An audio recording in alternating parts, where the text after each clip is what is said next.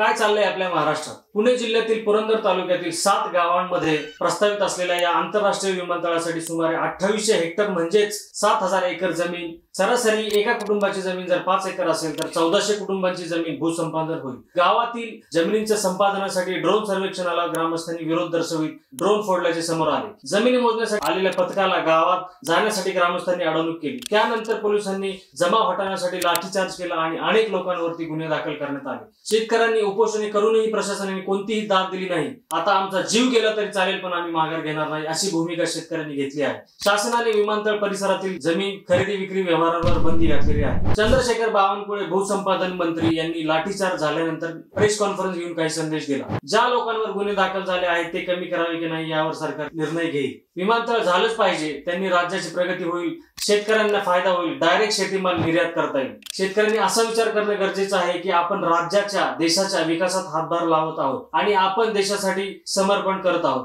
प्रत्येक गावाने ग्रामसभा घेऊन त्यांच्या अपेक्षा जागेचा मोबदला आपल्याला कळवावा, आपण त्यातून मार्ग काढू। आम्ही शेतकऱ्यांना ऑफर देऊ, शेतकऱ्यांनी आम्हाला ऑफर द्यावी। टेबलावरती बसून तिढा सुटेल। प्रकल्प एकदा सरकारने ठरवला की तो सहजासहजी बदलता येत नाही, त्यावर अनेक पद्धतीने कामं झालेली असतात। विमानतळ होणारच नाही असा शेतकऱ्यांनी हट्ट सोडायला पाहिजे। तुम्हाला काय वाटतं, विमानतळ पुरंदर मध्ये झालं पाहिजे की नाही? तुम्ही कमेंट करून जरूर कळवा आणि व्हिडिओ आवडला असेल तर लाईक करा, कमेंट करा आणि शेअर करा आणि अशाच नवनवीन व्हिडिओसाठी स्टार विजय टॉक्स या अकाउंटला फॉलो करा।